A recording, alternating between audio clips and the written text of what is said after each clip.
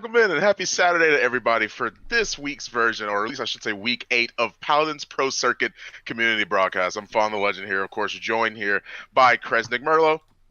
I hope you are going to end up feeling a little bit better next time, buddy. He's sick for right now, so it's going to be me and Kresnik again all day today, but it's not too different from the norm. Typically, it is me and you here all the time on these Saturdays, but we're going to get right into the first game, or I should say talk about the first set of the day, which is the European bracket. mixalazaeb versus, I already forgot the name of the European team. My brain's all over the place. ClownFiesta, Fawn. ClownFiesta. I was like, I literally have it right here.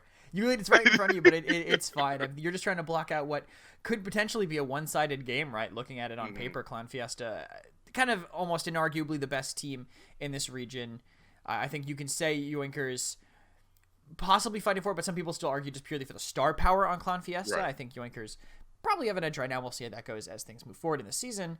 But mixalazaeb on the other side came in. We thought they had a lot of potential. They looked great in the relegations that were, broadcast out of the office before everything changed. And they looked great then, but they really have not adapted to this PPC environment as the weeks have gone on, even they haven't adapted to the PPC environment after the relegation tournament that they did. I think they looked good in those relegations, but since then they haven't really been able to spark anything. Right, and I think that really comes not only as a matter of time, but more so just the fact that they haven't really found their sort of stride yet. They're looking for an opportunity to improve as things go on, because these two fighting each other is pretty much what we saw in the Brazilian bracket yesterday, right? I mean, it was a top-seeded team versus one of the lower-end bottom-seeded teams. And typically, of course, everyone's going to say that at the very, very top, you're going to automatically assume that the top seed team can win. But even still, yesterday, Tempest team gave Parallax a little bit of run for their money sometimes. They were doing a lot of great fighting, a lot of good positioning, good overall plan and structure for how their drafts wanted to be and everything. But at the same time, and then they get Koga back halved. Right, exactly. They look good in some of the micro plays, and then Espegsi is taunting on cart behind them as Claw Koga. That's the difference between these top teams, right? It's not letting the big things go wrong while also continuing to get the little things right. But I don't think there's too much to break down in this matchup from what happened last time. I believe it was pretty one-sided, so we can go into the map bans, which I do have in front of me. ClownFiesta banned Frog Isle and Fish Market, and mixalazaeb banned Bazaar, and it was actually sent to me by saying Fish Market again, but it's actually Shattered Desert was the second ban by mixalazaeb, and map 1 will be Splitstone Quarry. ClownFiesta's choice. They lost the coin flip last time, so in one of these last matches of week 8, they will get the choice, and they're going to be first pick as they go into this map. We can see a little bit of anything on it. Yeah, I mean, a lot of these longer angles, of course, means that it could be a return to form for the snipers it is that we've seen. I mean, yesterday we even saw a Frog Isle very, very last match, if anything, it being both snipers being taken out of the pool. So I could expect maybe a little bit of similarity here, but so far, that's going to be the case. Corvus and Ruckus, one gone from each team already. As now ClownFiesta is deciding on their last ban for their team composition, and you get rid of Shaolin. But if you're mixalazaeb, you have to get rid of Genos here. Maybe not. They want to play Maeve instead, right? I mean, Maeve looked great for a lot of these teams. Actually, I believe specifically Clown as well in the previous weeks. A lot of mobility, a lot of damage. Midnight, so easy to, I think, make a play with. So ClownFiesta don't have that in their pocket, but there's so many other things you can pick up at this point. And Genos, of course, as you mentioned, going to be what they take first. mixalazaeb now, hopefully they have an answer for it, or maybe that was just kind of a last-minute decision to get rid of that Genos on their side. But they're going to walk away from this with Inara and Strix. I don't think it's the worst trade in the world. You have arguably the best point tank in the game, someone who can really sustain through a lot of damage, and also bully pretty effectively in the quarry side of the map, and you get Strix.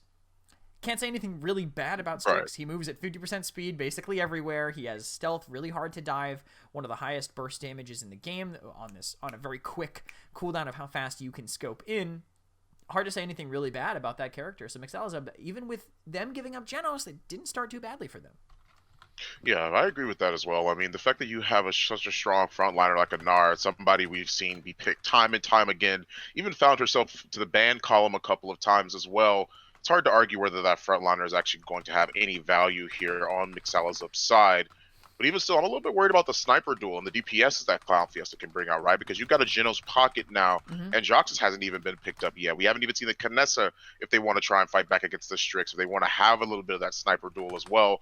So, of course, we have plenty of time to see if that's going to be the case, but I am still a little bit concerned about the draft that it could be so far. And Evie Barrick on the side of ClownFiesta, very interesting draft so far. Yeah, I'm kind of hoping this is, and this is probably something you didn't expect to hear me say, I'm hoping this is Tinkerin. I kind of want to see Tinkerin buffed by the Luminary to poke back at the Strix. That could be the reason for it. Force the Strix all the way to the left and use that. Barrick actually not the worst with Tinkerin plus Luminary into those backlines. We'll have to obviously contend with the Inara, but they might be able to make that work with just the poke that they have. Potentially with that Barrick, with that Eevee being able to kind of go in deep there. And they're going to get a second support too, so they have a little bit more poke damage. Someone to keep the Barrick up, even under more pressure. And I think they're going to... I don't think they want another tank at this point. You're kind of falling back on solo tank Barrick once you've decided to have a Genos Grover kind of lineup, similar to what Pickled Pepper like to run with quite a bit in North America. So they get the Buck, another flanker, so a double flank, double support composition, leaning a little bit on this Barrick to stay alive during fights, but if that Eevee and Buck go uncontested, can run through them on the other side, then it could work out. It's just about how quickly they can do it before that Barrick eventually falls. Yeah, and Grover has to be it's going to be a key component here, I feel like, on the side of ClownFiesta, and Joxus won't have as much verticality when he's crippled, right? That cripple axe, especially if he's running deep roots, is going to be pretty heavy on the side of mixalazaeb. Means that Maldamba may not be able to escape. If Eevee gets into the back line, and even Willow, they want this verticality. They want the damage. They want the stacking damage at that, especially with Willow. So, but whose draft do you like here more, Kresnik? I mean, ClownFiesta, they have a very aggressive comp, but that is evenly compensated by Genos. But mixalazaeb, they have a bit of a long haul here. Maldamba and Nara, plenty of sustainability, survivability, and good dive. They can play flexibly where they want to go in or just stay out of the fight. The more that I look at it, I think I like mixalazaeb's draft. I think it's not the worst. I think they have decent matchups here. I think the Andro is good can be good into the Buck and the Eevee. I think it's also... I think they have to just get to the late game, though. Once they have that Cauterize up to deny that Buck, to deny that Grover, that's when Mix's draft is going to kind of shine. If ClownFiesta just run away with it in the early game, it's going to be a much harder draft to kind of come back from here in this matchup. And I do have who's playing what right in front of me here. I think Uber Spady on this Willow also going to be very important. I mentioned they really need that Cauterize, right? The earliest game Cauterize that they have is the Willow. If they're actually connecting those dead zones on the right targets and getting what is effectively, caught 4 from the start of the game on the right people, then they can actually maybe stop the aggressive push that ClownFiesta want to run away with. Yeah. And I mean, when you look at the overall draft on the side of ClownFiesta, you have a lot more aggression because not only because you have the Genos, but you also have to respect the fact that they have a double support lineup, right? So that's plenty of sustainability. Both of these supports can heal straight up through walls. Of course, they ban the Corvus on their side, but there's plenty of sustainability on the side of ClownFiesta. It's something you have to be concerned about, especially when you're playing Strix and trying to fire into a lot of these squishier targets, right? They're going to be healed back up almost instantly. It might even make their dive even more potent than before. Same thing can be said for the Willow, who has to worry about dealing with a lot of these targets, dealing with these people that will be more stationary, won't be as mobile on the side of ClownFiesta. But even still, fight has already begun as everyone's not trying to go to point right now. Objective doesn't seem to be on the forefront of everybody's mind as they seem to want to fight, get some early picks, get some early damage, and that's what they're finding. Inara is brought pretty low, but the same thing can be said for Barrick. Accenture has to back up and wait around the corner a little bit longer. Maldamba is going to be the first to fall as Buck has managed to swing his way all the way through lava and make his way into the back line. Now Willow seems to be the next on his list as she goes down soon after that. 2 kills done for ClownFiesta and more percentage being netted on the point for them. Yeah, just ran quite right over them, and I think I really wanted Mix to kind of play on the point. They have the comp to do that more or less with the Inara there for them, definitely. Wish we could have seen a little bit of that, and Devozy just completely isolated in the middle of their team with full control right now to Clown. But lack of point control, mixalazaeb don't really have the ability to deny a refight if they get it, so the mobility can help them. But P.E.K.K.A can't even get in. I mean, completely zoned out by Accenture, going way too late. They're going to have to leave. Yeah, P.E.K.K.A.'s going to have to back off, puts up the wall and tries to back out. Doesn't want to deal with any more of that damage that is flying her way. even still, I agree, beautiful wall to make sure that she can peel away for herself and escape any sort of precarious scenarios. Flashbang goes out. They find one kill. Barrick does go down. Will Grover be the next? They won't be, at least not to Strix. Willow's going to find that one, pick up the slack where Strix wasn't able to get the kill. Now Genos and Evie find one kill apiece. You're talking about a 3v3 now as people are respawning and making their way back to the battle. More and more kills are flowing towards the side of ClownFiesta as mixalazaeb gonna have to be the ones that wait a little bit longer to try and regain, or at least I should say find their footing once again. Heals are there, and I really find it hard for them to break through any of this, but maybe a Fate Flight might be the thing they need here. They don't really have that sort of backline presence. They don't have that hit scan. They find one. But same thing can be said. mixalazaeb, it's already a 1-for-1 trade as Willow flutters directly up. Buck jumps out and tries to escape a very precarious scenario he has found himself in. And in the same vein of thought, you have two more people that have fallen to ClownFiesta's might as they've continued to push this cart time and time again. mixalazaeb were scrambling for an opportunity. Yeah, and the Buck barely surviving, having to use the recovery in the dead zone just for DR, but Ninu is all over them right now, pushing them into their spawn more or less here with pressure from the rest of his team as well. Great roots from the Grover to zone out now for just a moment longer as they get up and close. With the flankers, they don't have to play back. They don't have to worry about peeking those back lines. Barrick's going to do it. He can kind of hug behind something, use his shield and stay alive that way. But the rest of them can just hold close and punish them as they go in. Devosi does get past them, but he's not really doing anything in the back. They already used the Whirlwind as well to counter out the dive that may have been present from mixalazaeb, or at least the aggression, I should say, excuse me, on the side of mixalazaeb that has continually pressured away ClownFiesta in a lot of these different scenarios. But when the smoke clears, everyone's been falling one after the next. In terms of mixalazaeb, they've been finding their opportunities here or there. They found the kills, they found the picks, but they haven't found the rounds quite like ClownFiesta have. Davazy 0-7 right now. Not a great look for Androxus, but this is what I was talking about before, at least what I felt like was going to be the case. It's hard to play into this double support lineup, especially when one of them's giving you a damage boost, and both of them can heal you through walls. Doesn't matter how far away you go, they're going to be able to match your aggression. Yeah, they're able to constantly keep their team kind of buffed up depending on where you fight them from, but especially with the mobility from Ninu, right? Even if whatever side you try to fight, Ninu's going to be able to rotate and going to be able to collapse on you, no matter what side of the map you really want to be. Playing on healing also very firmly in the favor of ClownFiesta, thanks to those double support lineups that they have. Both of them basically doing exactly what Lars is doing on the other side. Mid's coming back up. Looks like, again, they're going to ignore the point and try to fight Exentra, but this Fate Flight has to be huge to make up for immediately losing Devosi. Yeah, they already lost one, so now Uber's paid. He has to see if he can find some sort of opportunity for himself to at least make it an even trade. Evie chasing him all the way into the sky is not going to find the hits or the marks, but does find the pressure and forces Willow to at least back up a little bit, reconsider her options here. Most of the percentage has still been going towards the side of ClownFiesta as Madamba tosses out a snake bite around the corner. See if he finds anyone in lava. He doesn't, but Davazy in the back is forced all the way towards their spawn. He's out of the fight for a little bit longer if he can even make it back in time. Seems like he's really stuck back there. They know that he's back there. They aren't giving him an opportunity to show back up as Inara is contesting on the point against Barrick. Barrick has to now get off of the objective, see if he can find some a better opportunity. Seismic Crash gets blocked by the ice block. That's not going to be enough to force anything on the side of mixalazaeb. ClownFiesta are still holding on strong to this first objective. Yeah, and they do trade out a little bit there. 1-for-1, they lose Volcom, so some damage out. Ninu might finally fall with now catching him on the far side, but they're still trading it back and forth here. Alex gets another, but now Isolated should be the next to fall, and that's a big pick for mixalazaeb. Time and time again, they keep falling one after the other, really scrambling to find their footing here. I mean, they've really tried to do their best in a lot of these fights, but it seems like ClownFiesta have found a way better opportunity for themselves to be able to make something work for them. Fate Flight is going to get used. They find the damage, but don't find the kills. Everyone's just hiding around cover. They at least find one.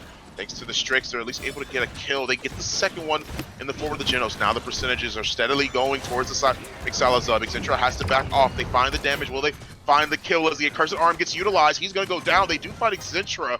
And at the same time, everyone else on the side of ClownFiesta going to have to back up even a little bit because of mixalazaeb's very well played team fight that we just watched right there. It seems like for the most part, though, everyone's really not going to be able to make it back. They were able to cause at least a touch for overtime. They are going to be there, but Excentra ate so much damage on the way in. That's what I was a little bit more concerned about. Through time and space finds one that might be the start they're looking for. Evie is here. Nino is able to contest for a little bit longer. Blinks in, gets the overtime once again. Buck is there as well, gets flashbang. Nino can't make it back to the cart, and that's going to be enough for them. mixalazaeb find a 1-2 score already for their team.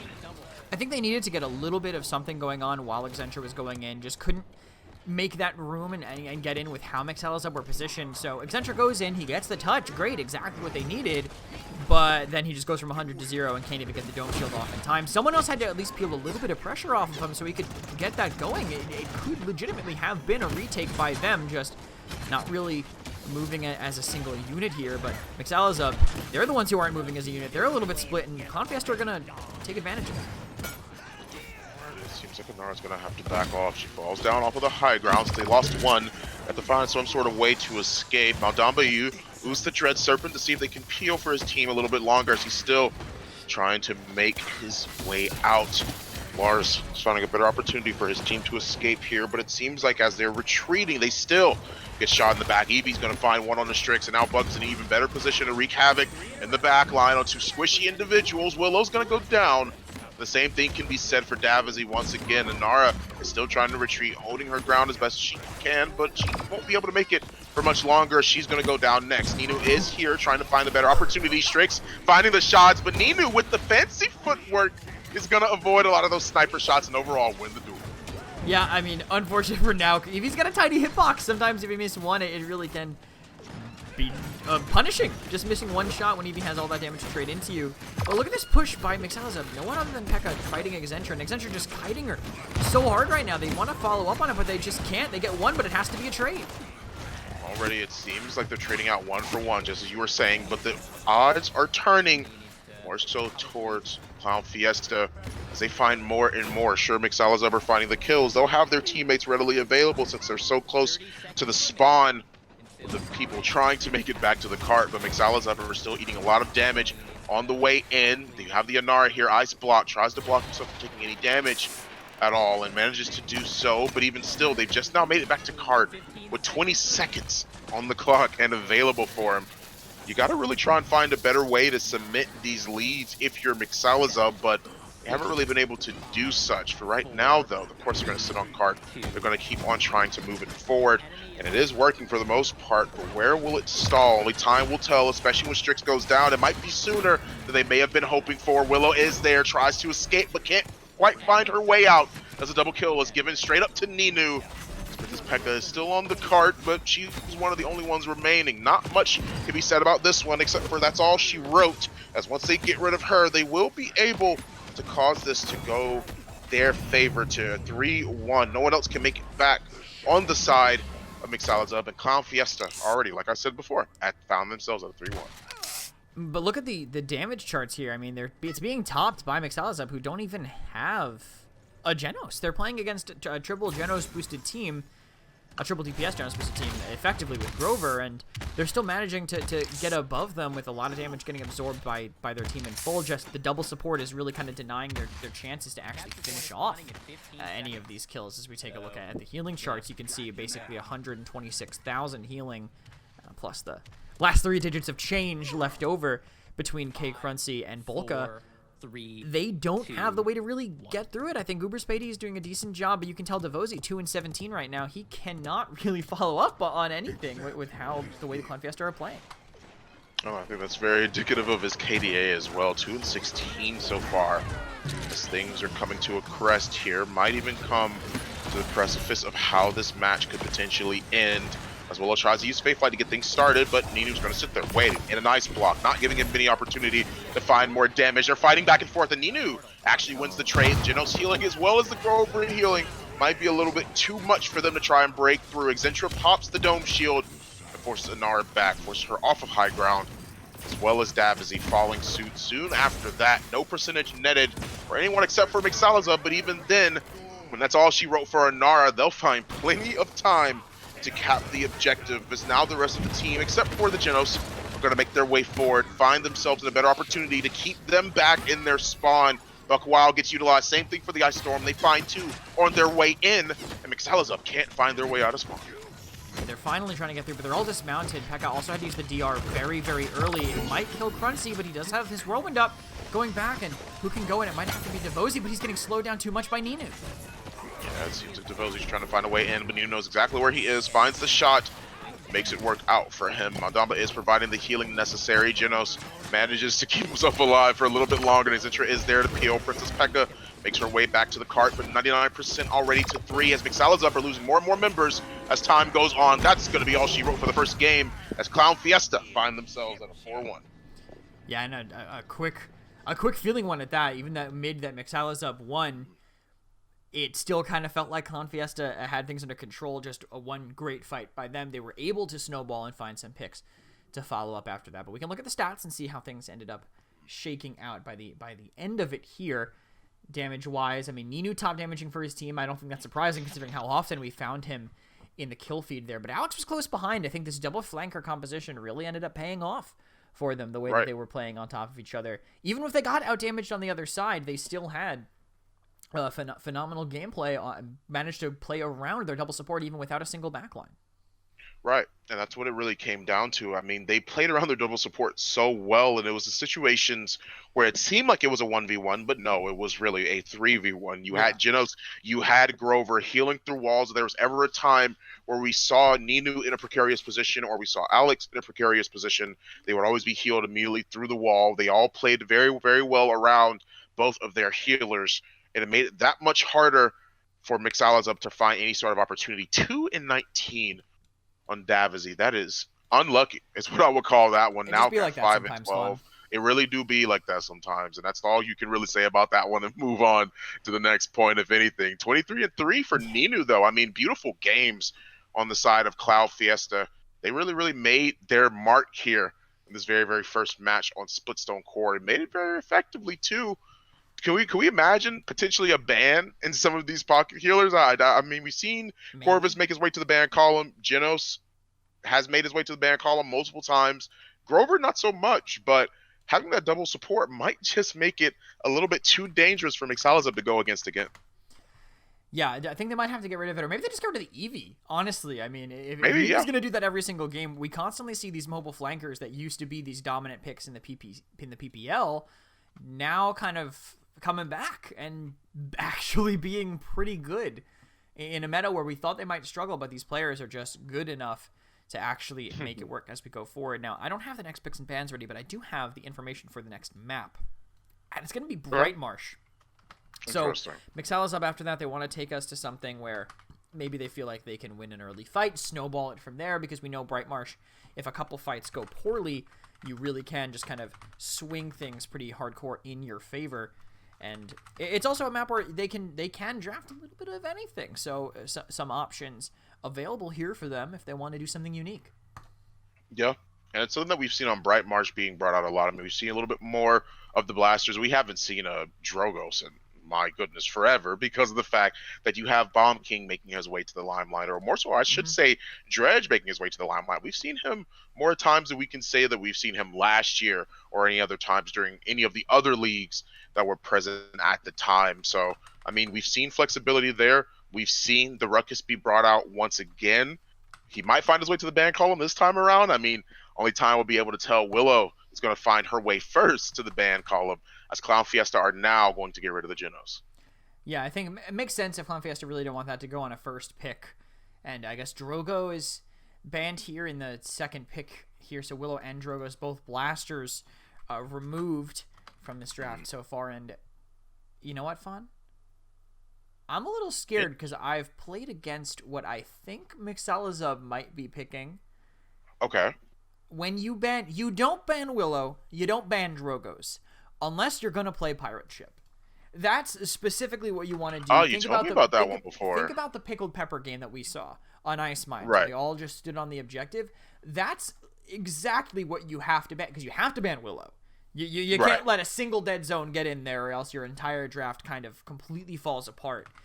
And the second ban is just anything that can kind of AoE you. There's a couple decent counters to it. You have the Claw Koga, you have not Claw Koga, you have the Blood Reaper Koga, you have the Whirl Beyblade Zin, Corvus with Entropic Breach. All of those things are pretty good into it. So ClownFiesta maybe unknowingly ban something else for themselves, and they even take a Barrack very early. So something clearly snapped overnight in Europe to make ClownFiesta prioritize this pick so much higher.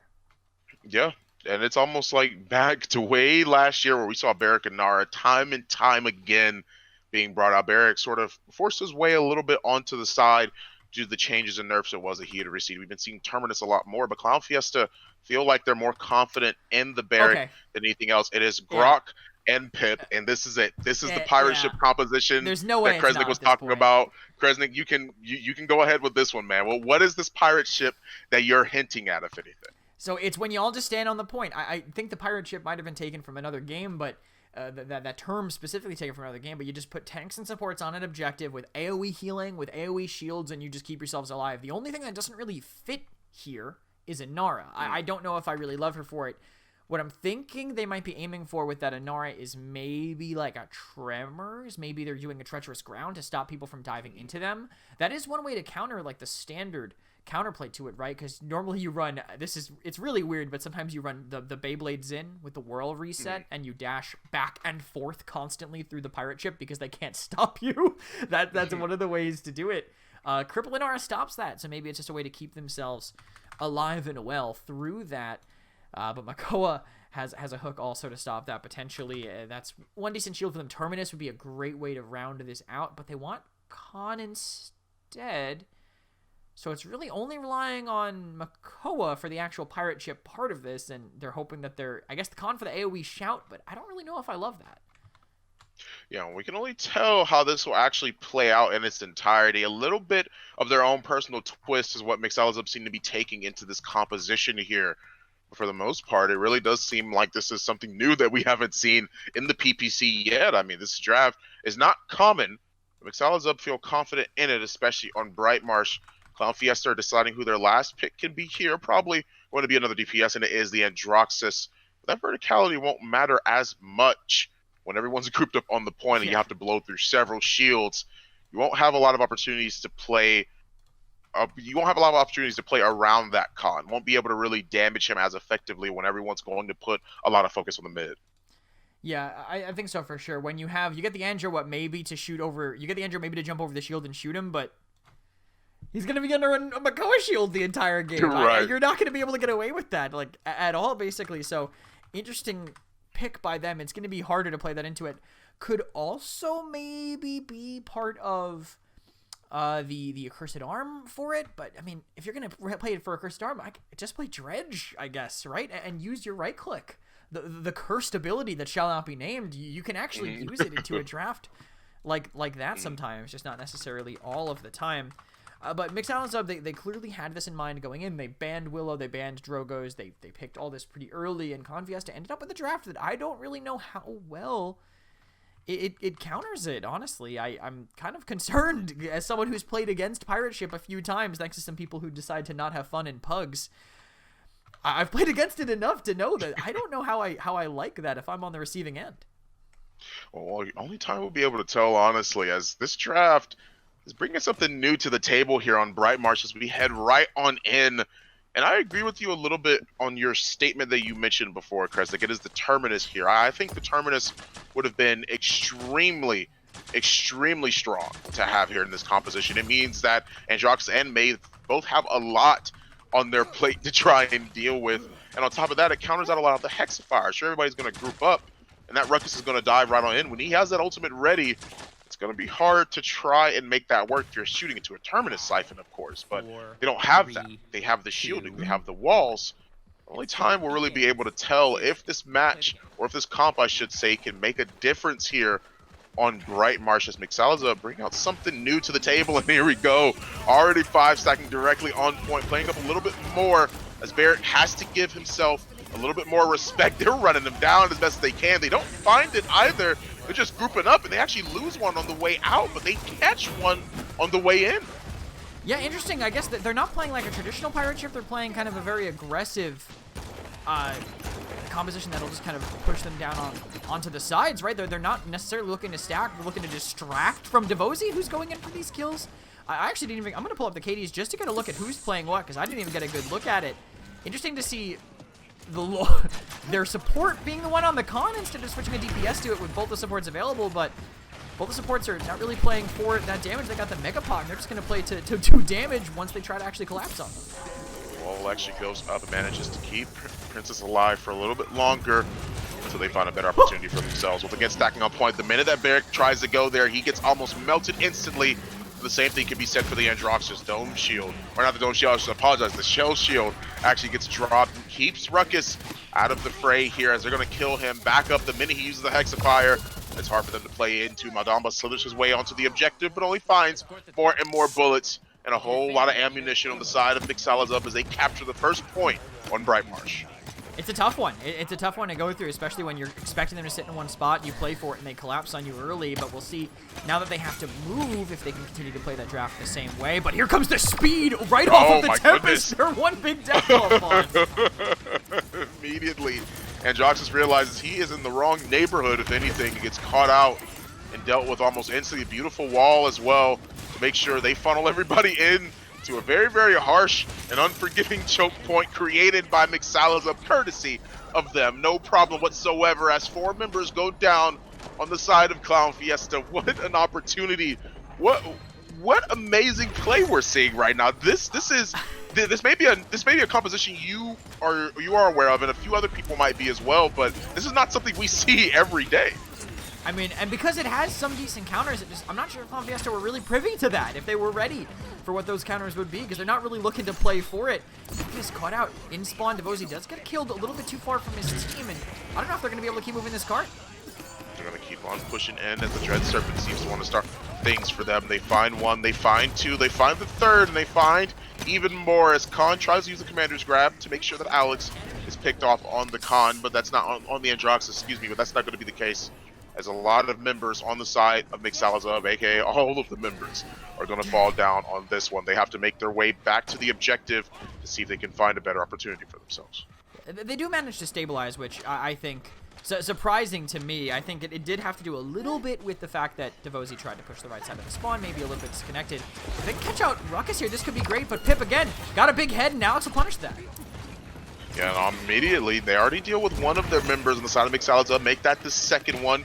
May have pushed in a little bit too hard, and now the rest of their composition falls apart here as they find one, but the other two remaining are going to be the frontliners. They're going to go down soon after that. They take care of Inara, they take care of Makoa, and you only have 20 seconds to make it back to the cart, which I don't think they have that time to make it back. If anything, they're going to get dismounted on the way there. As Khan is posted up on the lid, maybe they'll find an opportunity for themselves just to make it back. 10 seconds is what the clock has just recently reached. As if they find a way to touch onto the objective. They find one, but will they be able to touch the point? Who's going for the objective while this is happening? They find one. Will they be able to make it in? And Makoa does. They touch and find two on the way in. They find the third as soon as they touch a single foot on the objective. Now Alex all the way in the back with the accursed arm just posted up, seeing if he can find a better opportunity. Really can't do much of anything else. The Shell Shield gets dropped almost immediately, and they have to use the Hexafire on the way in. Overtime is there. Ultimates flying through one after the other, but when the smoke clears, mixalazaeb still in control of the fight. They use the Dread Serpent just for a little bit of CC. That accursed arm might be able to find some value, but for how much longer will it matter? They find one, but they find another on the side of mixalazaeb.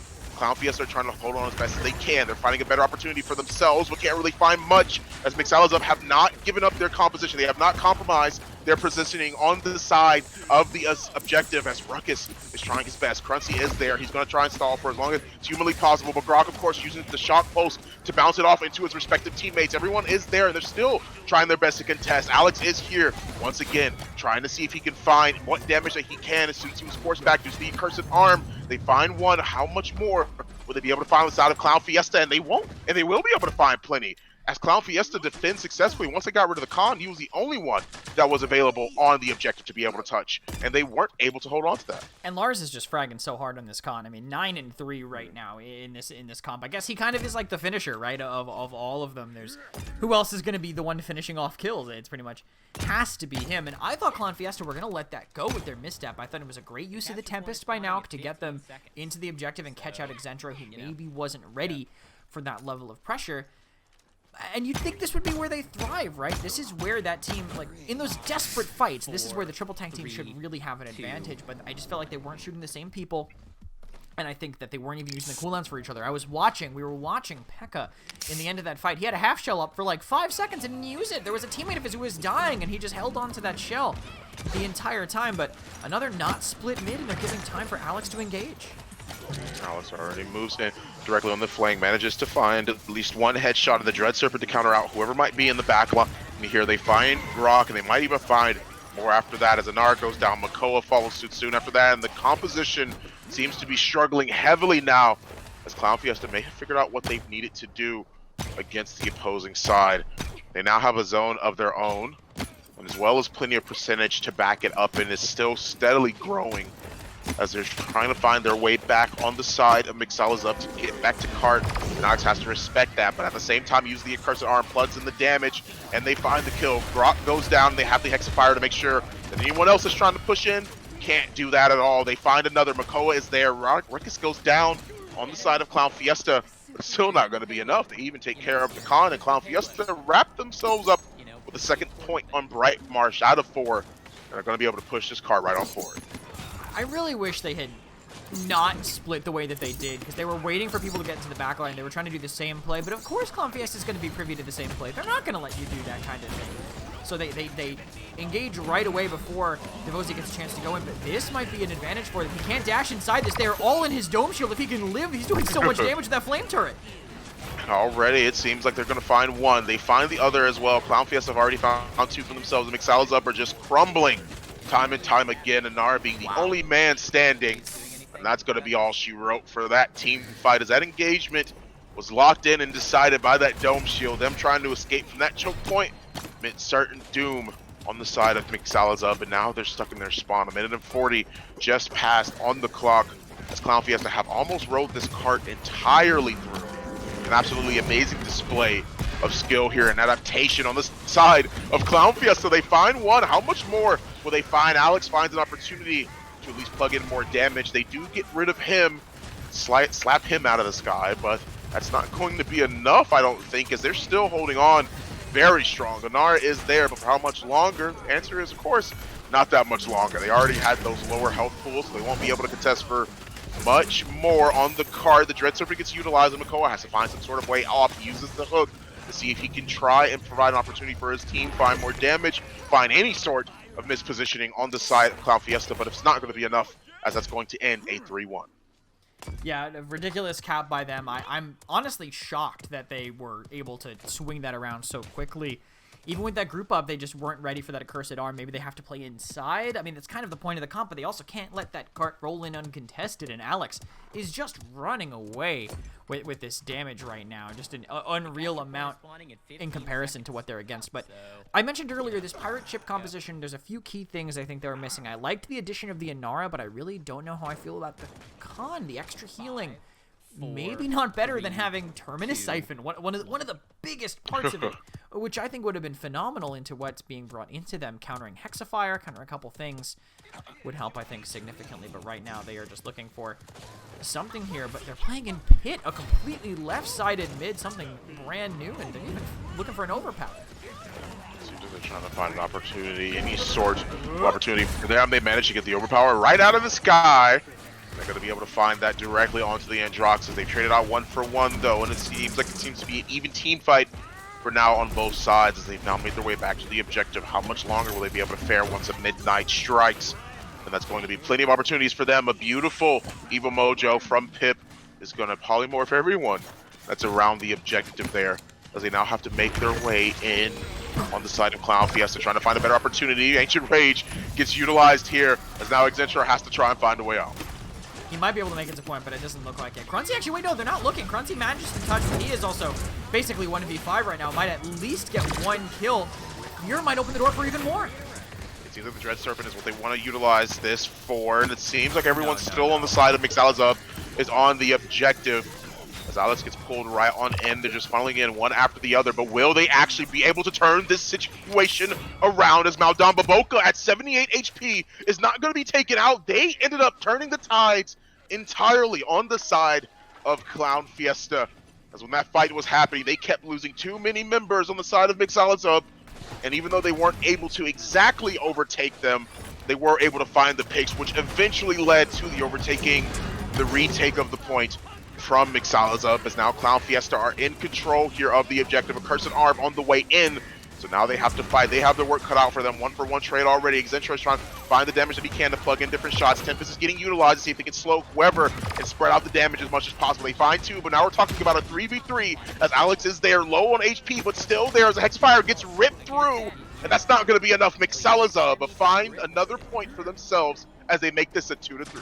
Crazy. I mean, they pushed right through a dome shield. They just didn't care about it. They just have so much healing to barrel through and ended up getting them that retake. They wouldn't have even gotten it, though, in the first place from ClownFiesta if Volca hadn't been such a hero, doing so much damage with his gourd and just his left clicks, plain and simple, to help them actually keep this going. But mixalazaeb, again, Devozy continues to be left alone on an island, and he's the reason why their comp keeps faltering at the start. Already. It's possible that mixalazaeb are doing extremely well in terms of how this card is rolling right on forward, even though we have 2 members that have already been picked off. They use the explosive flash to see if they can plug in more damage into Crunchy, but it seems like everyone on the side of ClownFiesta are ready to give their comrades some help. As Makoa is there, they want to stall him out as much as they can, and they do. So everyone now on the side of mixalazaeb have to burn extra time and wait for them to make their way back to the objective here. 1 minute and 30 seconds still available to them. Plenty of time. How much will they actually have to work with here on the way in? As the Dread Serpent gets utilized, they catch out 2. They will be able to find more and more. He has a Hexfire. He's set up pretty well, but Crunchy is going to hold on to that one as far as he knows because of the fact they're eating so much damage in the process. And they find one on the side of mixalazaeb, but even still, the trades are still consistently going towards ClownFiesta. Makoa is at least able to bonk Makoa on the head a couple of times, but at the same time, it's not going to matter much. Alex has been doing so good here with just surviving and poking as they go, just staying on the side from that big death ball, ensuring that he is able to not be the target, but still be close enough to really punish them. And Pekka had to use that Ancient Rage, but not really paying off and missing the hook. That's going to make this so much harder for them, especially with Crunchy diving into the back line. Already, Suzuki's bought himself a better opportunity as Evil Mojo is going to get utilized here. They find 1, they find 2, and it seems like this might be the opportunity they want, especially when you have it coupled with the Tempest. They're moving in, finding off any sort of stragglers. A double kill for the Grok, and plenty of more kills for mixalazaeb. This card is still rolling right on through. Was stalled for a little bit, but not stalled for much longer. That's how mixalazaeb feel in this scenario, as ClownFiesta have to find a way to stall them. 5 seconds available on the clock, so now overtime got to be a factor here. They don't know Anara is down there. They do have a seismic crash that could potentially be set up, but they lose 1 so early as things are going awry for mixalazaeb. 1-for-1 trade might make it a little bit more even, though might make the best out of a bad situation. Scratch that, making the 2 kills already for him as the wall goes up right behind the tree. He's going to get taken out as well. Now Barrick is one of the only ones remaining on point. Xentra is there, but not for much longer. Now you see him, now you don't, and the same thing can be said for the round. That's 3-3 is what Bright Marsh is what it's going to come to. ClownFiesta versus mixalazaeb are now at the final point. And this is what I meant by I don't think they were shooting the right targets together. When I saw that happen, that last final point fight that mixalazaeb was a part of that went awry was because they didn't all collapse on the same target. But you could see that they were more together there. Devozy, he put up a wall for a second like, oh, let me save myself from Alex on this Andro. And then he dropped right away because someone on his team was like, let's kill Andro. And so they all rushed him down. They dropped the wall, they ran in, they got that pick immediately, and taking them down 1 by 1 while still maintaining that health advantage that they had was, I think, what let them swing at this time. But these mid-fights have been so back and forth, and now we're here looking at the final one for sure in this game. We'll see if mixalazaeb can find another mix-up that can catch ClownFiesta off guard. Let's see what they can do here, as now they've all grouped directly onto the objective here, not even giving it a second thought, but they do have the Tempest, and they have it available. They want to use the clock strikes midnight, but doesn't this seem like the sky is free? Hexafire is going to find plenty of different targets and plenty of damage on the side of ClownFiesta. Beautiful play from Crunchy, as now the rest of them are going to push up, dismount whoever they can find, and that might actually be all she wrote for Bright Marsh, as it seems like ClownFiesta have taken the bull by the horns and are now leading it to a victory. Oh my god, that could have been so good there, but they walled up the Hexafire. If it walled it off, that might have been different, but they might actually have a touch. Does Volca have to stun? Pekka gets it, but has to die for it. I don't know who else is close. They're all moving in like a death ball on the other side, but they might be able to do something with this Evil Mojo. They use the Evil Mojo. They find one. They find two. This might be the opportunity mixalazaeb are looking for, an Evil Mojo to start things off and find an even better opportunity for them to cement their lead on the point. In dire straits is mixalazaeb. That percentage, a couple more ticks, and that would have been all she wrote. But it seems like they are holding on by a thread right now. The pirate ship is really wreaking havoc here, plundering where it sees fit. They pull in one more target, and it's not going to be enough for them. There are so many different targets that are already low, and it seems like the fight on mid has still made siege. But on the side of ClownFiesta, they find two. Dreadtemper to force things out. The Ancient Rage gets used. Same thing for the Seismic Crash. They find one, but there's so many members are still dying. That's two. That's three already from two frontliners. How long will McCall be able to hold on for? It's not going to be much longer. And when the score was 99-99, ClownFiesta scrape right on by and make that a 2-0 against mixalazaeb. That was wow, dude. You would play me that back without the names, and I don't think that's a first seed versus last seed game. That was right, exactly insanely close, but ClownFiesta pulled it out by the end. If Ancient Rage was just the tiniest bit longer, that game is 1-1. I swear, if they had been able to keep swinging near the end and didn't have to reload the cannon, that could have been either way. But I mean, I have to look at the stats for this game because I feel like Alex was playing out of his mind. 171,000 damage. Ninu right behind, but I mean, actually no, Cruncy right behind. I completely skipped right past that one. 139k for him. But Alex, really the star here. I gotta say though, shoutouts to Bolka. One of my favorite ways to play this is to throw a gourd. I played Damba against this specifically, this kind of comp, you just throw a gourd on the entire stack and you get so much damage. And you can see how much that added up for Bolka with 87,000 on Damba at the end of the game.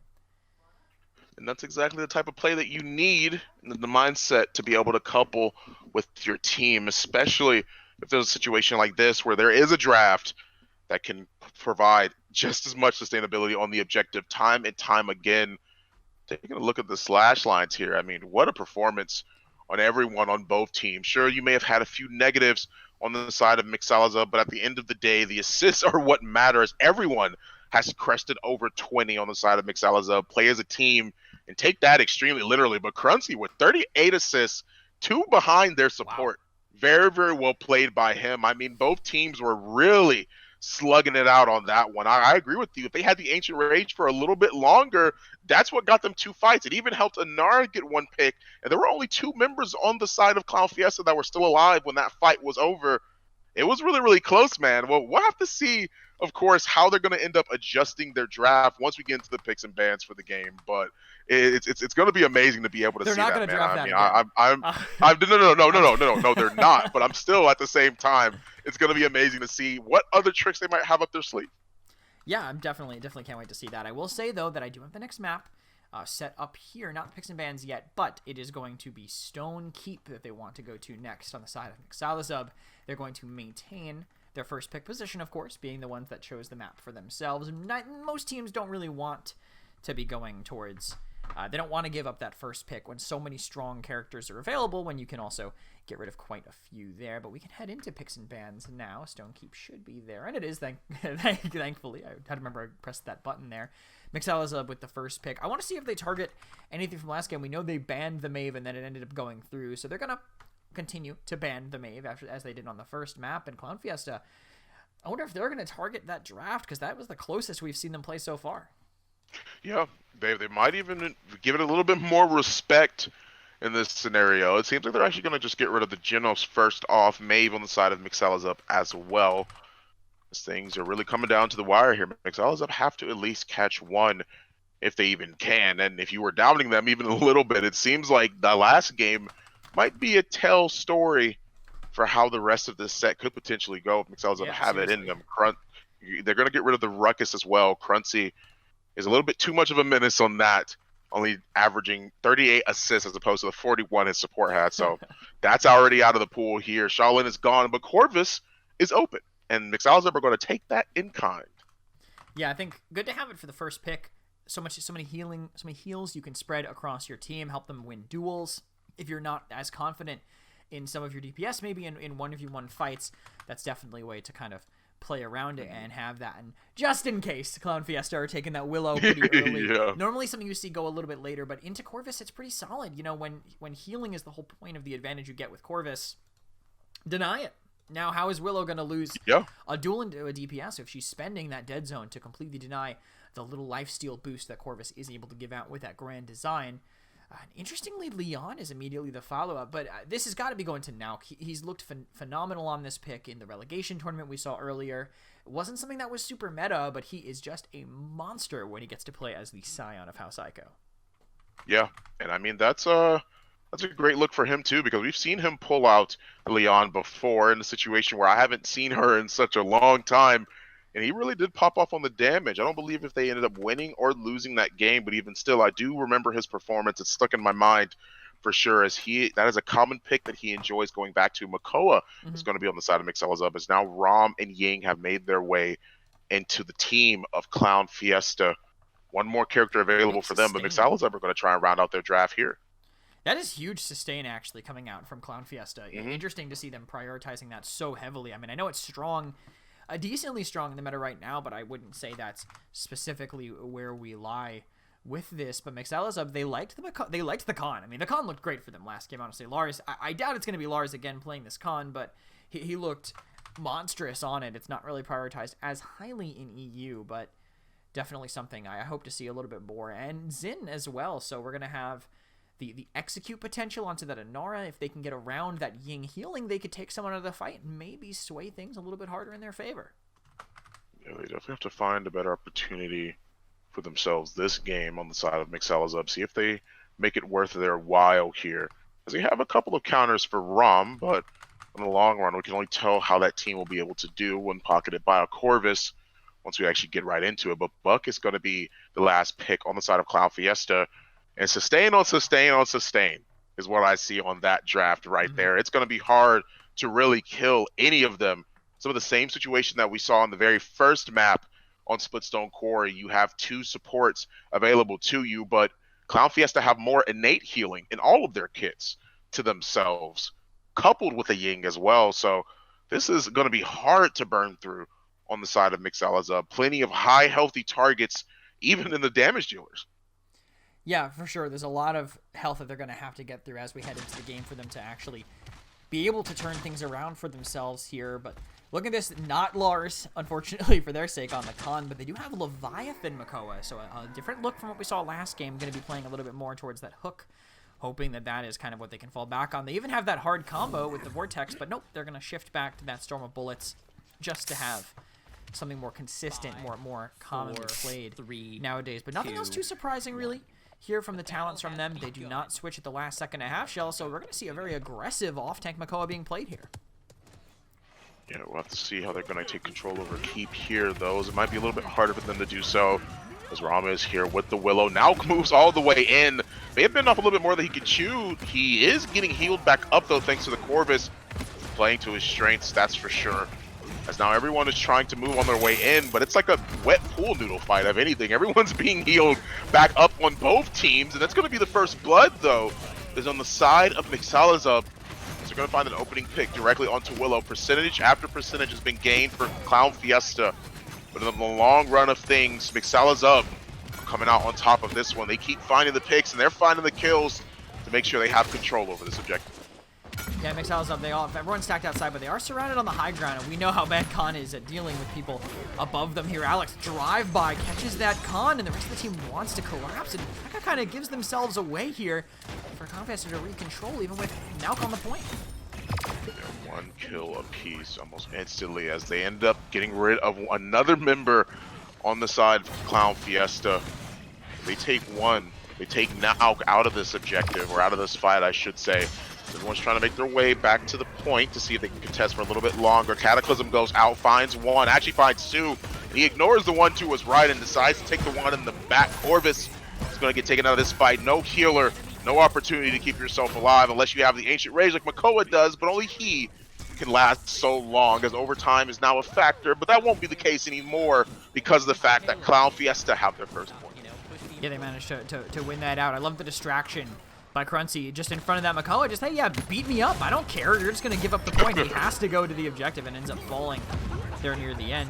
Look at this engage. A Fate Flight plus an Illusory Rift. Everything is just getting kind of thrown out. Devozy can't even get the throw with the overpower. They lose everybody, it seems, here with this ultimate combo coming out from Clown.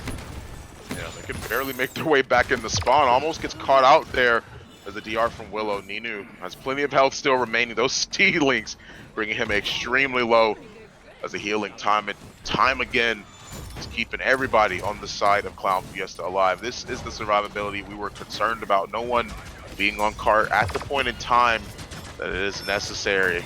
But at the same time, it is pretty close, so they don't really need to worry about the cart pushing right on forward. They have to crest past this gate here. It's going to be extremely difficult for them to do so, especially if everyone's looking out from high ground. They're fighting for it as well. As Ninu goes down, they take care of one, currently breaking the shield of the Khan too. They're trying to make their way a little bit more in. 1 minute and 20 seconds still available to them. As time and time again, things are going to keep on pushing forward. As things are making it hard for mixalazaeb to hold on. Yeah, and ClownFiesta, I like how they're setting this up with someone just diving through, finding a pick, but they're not really going fast enough to really clean up on it. Now it looks like the engagement might happen, but now it's in a great position to slow this fight down. But Cruncy, he wants to keep his foot on the gas, aggressive in the backline, and Alex is burning that shield. Yeah, they have to force out the shield on Makoa, but even at the same time, Khan's trying to do what he can. Cataclysm goes out, they find a trade, 1 for 1. The Enlightenment is there and manages to get the kill with it as well. Now being all the way in the back is going to fall to Alex. Buck is going to find that kill. Same thing for the Ying as they lose 2 members on the side of ClownFiesta. Anara is there, but so is Rom. They're keeping themselves alive pretty effectively. They find at least one, but at the same time, they have to live for just a little bit longer. They find plenty of kills here in the long run of things as 20 seconds is still available to them. They soak so much damage from that Rom, so much time burnt, but he managed to not die so late that they don't have another fight here with Alex already in position. You can see Exentra made it back himself. And another ultimate combo, Fade Flight plus Illusory Rift. This is how they try to challenge this Leon, but focus on P.E.K.K.A instead. Might be the first one to fall.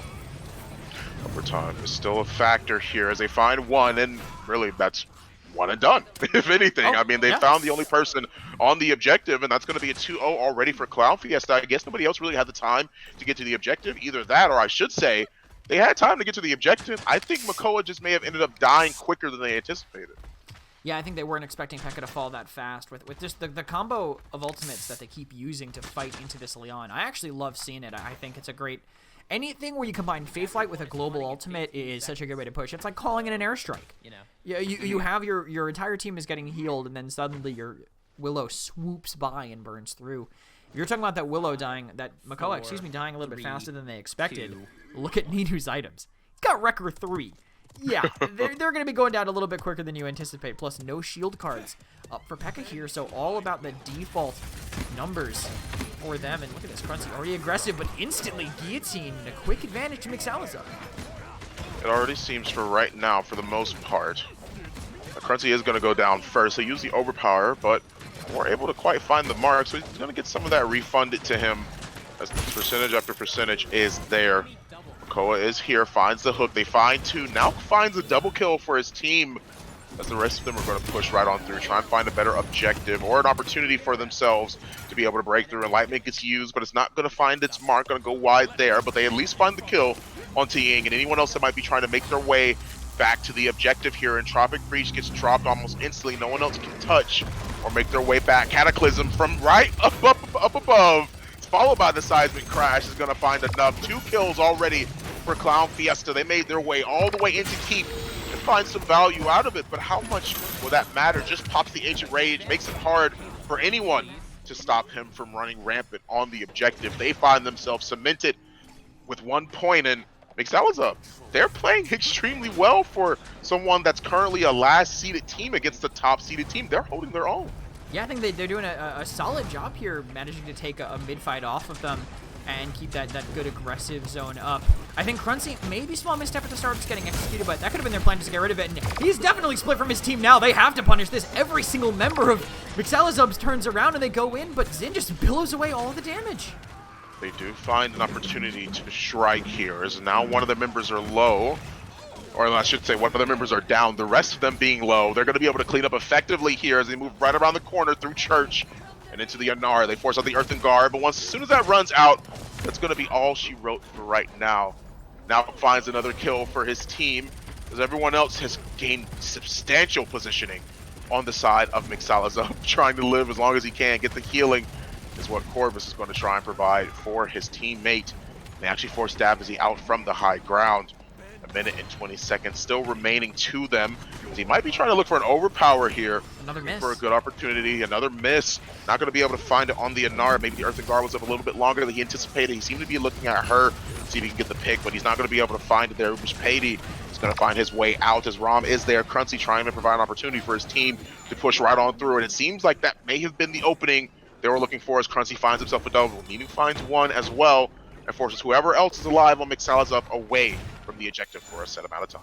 A solid defense, them cleaning up off of Crunchy's aggression in the back line again. That's what they were trying to do on the last push that Crunchy did, where every single member of mixalazaeb was huddled in the same corner to kill him. Just that time, it was a little bit more together to actually get the follow-up here. I want to see what they're willing to use, actually. Great flank by P.E.K.K.A pulling down Alex, but unfortunately for him, Alex has some pretty good mobility with that heroic leap. They're going to get aggressive up top instead and find another kill instead of getting any advantage off of that Red Dragon. 20 seconds available to them. Is now locked in a 1v1 with Crunchy as well. Pumps a lot of damage into him and actually manages to find the kill. Alex is going to find double the trouble for what he's worth, if anything. They get rid of two members on the side of mixalazaeb. His 5 seconds are still there. He does have the opportunity to touch here. They do wall up. Hopefully he doesn't spend the Ancient Rage for it. He's just trying to contest for as long as possible. They will be able to make it back to Card, but they ate so much damage on the way in. They do have a Khan that is there. He's not going to be able to live for much longer. They find two. That might be a change of pace. They find a third. The alignment gets popped as well. And they find damage on Inara, who will be able to touch. Pady takes the place of one of the frontliners. The spike gets utilized, and Rom is being cut up, sliced up, and diced up. The counter as well to stop the Cataclysm from breaking some spines. They find a double kill already. Pady has managed to find a double kill for his team. mixalazaeb have turned everything on its head already as overtime is there. Crab goes out as well, and they find one. The overpower brings them away from the objective in 2 for 2. The last seeded team tying it up against ClownFiesta. But I want to be so excited for mixalazaeb because that was a good push. But why in the world did P.E.K.K.A spend the Ancient Rage there? Just for the intimidation factor, I guess. Just swinging that back and forth on the objective. But a phenomenal play. But by now, Pady there near the very end. The fact that they were able to go in and clean up again. Leon may be a little underrated right now. I think people don't really know what she can get away with these days. Great when paired with a pocket, specifically this Corvus. All those abilities are going to be giving them that little boost of lifesteal onto all of them, boosting that sustain even more. But we're getting into the late game now, and that's going to start falling off a little bit for them now. You're not going to have as much from that lifesteal.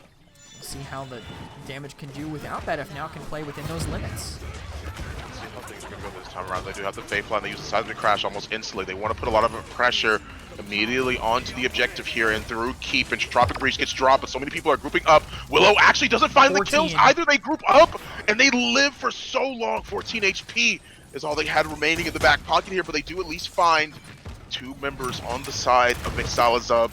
Now drops down along with the Makoa. They're gaining more and more percentage on the side of ClownFiesta, and now you already have Corvus being available to him, making sure that he's keeping everybody alive as best as he can. They are there. The dead zone gets dropped. They pull in one, but they lose two. And that's going to be unfortunate for mixalazaeb, as now ClownFiesta are going to have the point captured on their side. They can get a 3-2. Yeah, and they finally use that guillotine in a way that will kill the Rom with I think some backup there, plus the timing on that healing right now. But look at this disengage. They have their tanks spreading out, but Makoa and Khan can't really withstand this. And ClownFiesta, I love the play. Wall them off, disengage to the cart, re-heal, and play off of our advantage because they can't really push into us, which they want to do with their draft. Crunchy's going to go up the top, try to find someone isolated. It is P.E.K.K.A. And have everyone surrounding them to go in for the kill. Rom's going to run right on through as they manage to find one. They trade out 1 for 1 though. But it seems like Makoa is going to be the next one to make things a little bit uneven on the side of mixalazaeb, but more in the favor on ClownFiesta. This now is back there. Crunchy already knows that he's booking it to make sure that he can actually make it back there and get rid of that Leon. He is there, and that's going to be all she wrote for now for a little bit longer, as he now has to play Great Scree Simulator for at least 10 more seconds. But the cart is now rounding the corner and trying to make it past the gate. Everyone's super low. They've already caught Pady in a corner here. Zen gets caught on the way out. Whirlwinds to try to escape. He's not going to be able to find his exit. If anything, they're going to rotate around as soon as they find an opportunity to make a name for themselves by Fireplace. They're not going to be able to find much as the overpower gets used. They do find one. It won't be for much longer. Minute and 10 still remaining as they're going to find another member on the side of mixalazaeb. They can't hold on for much longer, and that's going to be all she wrote. ClownFiesta, despite using the Entropic Breach, are going to have their defenses breached. ClownFiesta win with a 3-1. Yeah, well, great end by them, I think. Again, the combination of that Faithlight and that Illusory Rift is so hard for them to deal with. You just take to the skies, you spam down on them, your entire team is getting healed, you look up, you're never going to be able to kill the Willow at that distance, even with Caught 3, unless you have maybe a sniper. They tried to make it work with Leon, but it wasn't gonna. They don't have enough to burn through that Illusory Rift, really, as that's happening, and we'll see how those healing numbers look for that Ying. Actually not that far ahead of the Corvus, but Corvus also... Ying actually only had Excentra and K-Grunzy, people who had a lot of health bars, so Lars on this Corvus did a ton of healing, actually, comparatively, but just tough to keep up against it with this team that all this self-sustain on their own, keeping them going, when Lars had to do quite a bit to keep Pekka and Devozy in the fight. Already 97k for Alex. Really topping the damage charts of anything, but mixalazaeb are the real tellers here. 122k, 115,000. Looking at those damage numbers, you wouldn't have thought they were the ones on the receiving end of this one. They ended up losing this match, and ClownFiesta are the ones that take the lead here, making it a 3-0. 14-7 for Alex, 8-6-16 for Excentra, 11-9 for Ninu, beautiful slash lines, and 23 assists for Boca. But even still, mixalazaeb, they held their own and definitely cemented the fact that they've been improving, and they're looking great doing it for sure. Yeah, definitely getting a little bit better here, and we can see how, unfortunately, that improvement maybe not reflected on the standings, which we have here now that all the EU games for this week have been played. Yoinkers 7-1 at the top of these standings, kind of screaming far and away from everybody else here. ClownFiesta right behind them at 6-2. Lost that trade to them last time. Now, technically, only one loss to them, but 2 in the standings, thanks to Sleepy Prosper Logic when he was still with ClownFiesta. Celestial Interstellar very close here, right down the middle, 1 and -1 for them respectively. And then near the bottom, Chromaspace and mixalazaeb. So both of these teams that I thought were going to do a lot better coming into this, not as successful as I would have thought from the talent that they have on the team. And when we saw that these players can make it work, just struggling to get it together when it comes to match time. Yeah, and I think that's a more telling story of just the time that has been passing for a lot of those bottom-seeded teams. They've been doing their best, and if anything, mixalazaeb show that they have some fight still left in them. They've been playing very excellently throughout this set. Sure, they weren't able to take a game against ClownFiesta, but even still, I'll give credit where credit's due and say that they played extremely well as the fights went on and as the battles raged. But at the end of the day, ClownFiesta are going to take this one 3-0. We're going to cut right to a quick break, and when we come back, we'll be right into the next reason. Stay tuned.